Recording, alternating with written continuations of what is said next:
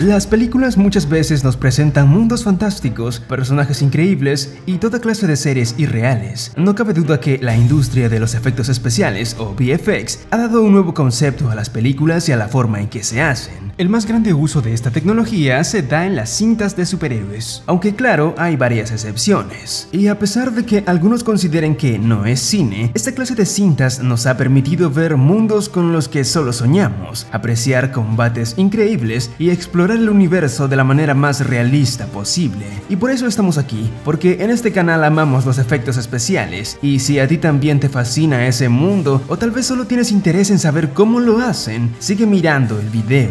Además, qué mejor que empezar por la nominada al Oscar 2022, Shang-Chi y la leyenda de los 10 anillos.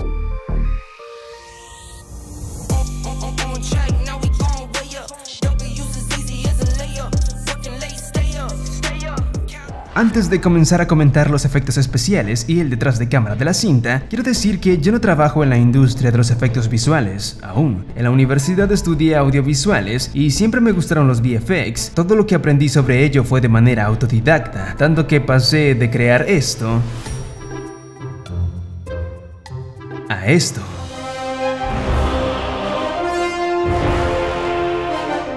Obviamente en las películas hay cientos de artistas visuales trabajando en diferentes escenas. Así que para seguir aprendiendo, pero ahora con ustedes, hablemos de los efectos especiales de Shang-Chi, una cinta que me dejó muy sorprendido cuando la vi en el cine. Si prestamos atención a los créditos, que casi nadie mira porque solo nos importa la escena post créditos, ¿verdad? En la parte que pone VFX están todos los estudios que trabajaron en la cinta. Los más conocidos, o de los que yo he escuchado más, son Weta Digital, Rodeo FX, Skyline VFX y Luma. Considero que el peso pesado de los estudios es Weta Digital, quien se encargó de los efectos de Avengers Endgame, Avatar, El planeta de los simios, El Señor de los Anillos, Godzilla vs Kong y entre otros grandes éxitos de taquilla. Es por eso que se encargaron de las escenas más épicas en la cinta, por ejemplo la de la Gran Protectora y el Morador en la oscuridad.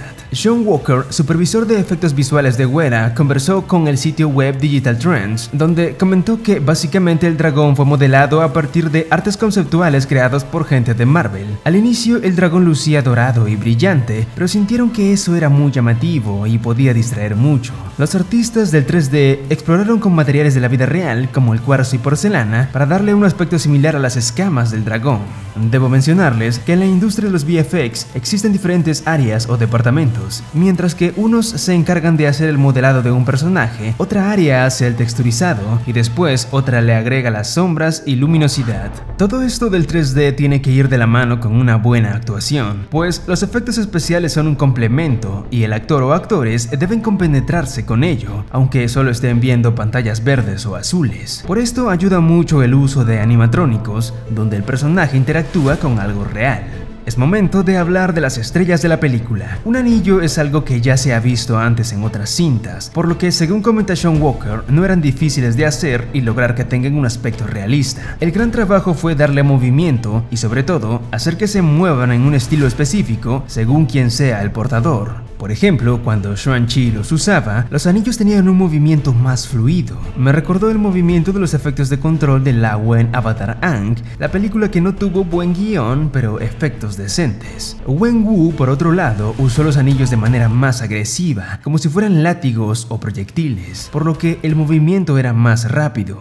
En esta escena del detrás de cámaras se ve cómo los usa. Podemos ver cómo en el material original, el brazo del actor tiene unos puntos negros. Estos son los famosos puntos de tracking o traqueo. Se usan como guía para poder seguir el movimiento y luego enlazar un objeto a ese movimiento. En este caso, los anillos siguen el movimiento del brazo gracias a los puntos de tracking. Estos puntos también se usan sobre los fondos croma. Luego, claro, son borrados en postproducción. La otra característica importante de los anillos son el factor mágico que poseen. Vemos que la mayor parte del tiempo están rodeados de energía o halos de luz. Para la explicación de esta área, tomé como base el video del canal Esperando el Render. Lo recomiendo mucho si realmente quieres adentrarte en este mundo de los efectos visuales, o si solo tienes curiosidad, qué mejor que de un profesional como Héctor. Él se especializa en estos efectos denominados mágicos, aunque también en la creación de partículas como fuego, agua y polvo. En Shang-Chi hay mucho de esto. Justo en la escena de la pelea de los padres, se puede puede apreciar efectos de partículas, cuando la madre de Xuan provoca una expansión de polvo y también vemos cómo las hojas se mueven en ondas expansivas. Luego está otra escena asombrosa donde Wenwu usa los anillos para crear una esfera de protección que dentro tiene como electricidad, chispas y luces. Cuando las flechas impactan sobre la esfera se ven estos impactos de poder, en sí todo un enorme trabajo. Lo más probable es que todos estos efectos mágicos que aparecen a lo largo de la cinta hayan sido creados con el programa Houdini Side Effects. Este software es el número 1 por excelencia para crear estas partículas. Estuve investigando sobre ello y tienes que tener conocimientos básicos de álgebra vectorial, trigonometría y algo de física, ya que debes conocer cómo se comportan estas partículas en la vida real. Por ejemplo, el fuego. Cuando aprendes el programa te enseñan hasta los procesos de combustión. Pero sin duda vale la pena aprender todo ello, porque luego puedes crear fluidos y toda clase de elementos muy realistas. Creo que la máxima expresión de estos efectos mágicos se producen en la pelea final de padre e hijo. Tenemos que resaltar que todos estos VFX no se verían tan geniales sin la excelente coreografía de peleas de los actores. Como dato curioso, el actor Andy Cheng se encargó de algunas coreografías. Él fue parte del equipo de dobles de Jackie Chan por largo tiempo. Hablando de peleas bien elaboradas, la escena del autobús es de las mejores, incluso siendo alabada por la crítica y catalogada como la mejor escena de peleas de todo el UCM. Aquí, primero Andy Cheng recreó la escena en un bus real y se inspiró en una lección que aprendió cuando trabajaba con Jackie. La referencia de la chaqueta fue genial. Es interesante porque esta escena solo dura aproximadamente 7 minutos y tardaron un año en hacerla. Según cuenta Joe Farrell, supervisor de efectos en la cinta, se usaron 4 autobuses. 2 de ellos se modificaron para las escenas de acrobacias. Al primer bus lo elevaron en una plataforma no muy alta para simular el movimiento. El otro bus también se elevó, pero a una distancia más alta del suelo, sobre una plataforma especial que lo podía hacer girar 45 grados, para poder sostenerlo y manipularlo según lo requerían. Claramente estos buses se graban en un fondo croma, y aquí les hablaré del programa por excelencia para eliminar fondos croma y hacer composición. Nuke es el software más usado por las grandes industrias de VFX, y de hecho cuando uno recién comienza a buscar trabajo como compositor en Nuke, empiezas haciendo croma y tracking, que es lo que le suelen dar a un novato.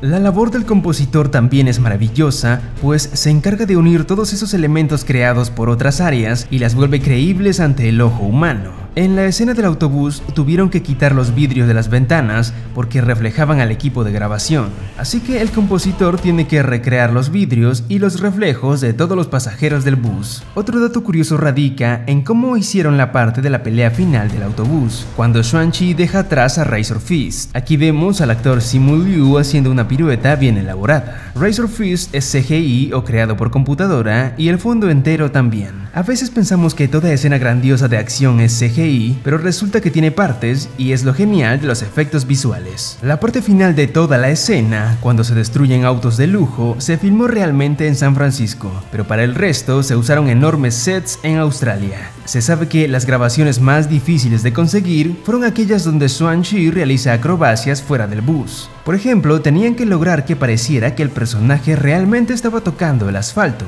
Por ello instalaron una caminadora al lado de los buses, lo que permitió hacer la escena realista. Luego la escena donde se balancea por el techo del bus. Esta parte fue tan complicada de hacer que tuvieron que usar las 2 plataformas. En la primera parte usaron un doble de riesgo, quien se impulsaba para subir al techo. La segunda parte se grabó todo en una toma continua. El mismo Simu Liu tuvo que realizar la acrobacia, pero lo hizo en la plataforma menos elevada. Según Cheng, lograron la escena después de 10 tomas. Pero todo esto no sería creíble sin los complementos como el sonido o la iluminación. Por eso, el director de fotografía Bill Pope construyó rejillas de luz alrededor de cada autobús, simulando la luz natural captada en San Francisco. También observamos cómo el acordeón destrozado se mueve, como si realmente estuvieran manejando por la autopista, lo que se logró con un equipo que hacía mover desde fuera estas partes. No cabe duda de que el mundo de los efectos visuales y en general el mundo audiovisual es fascinante. Dinos de qué otra película quieres el análisis de los efectos especiales. Hasta la próxima.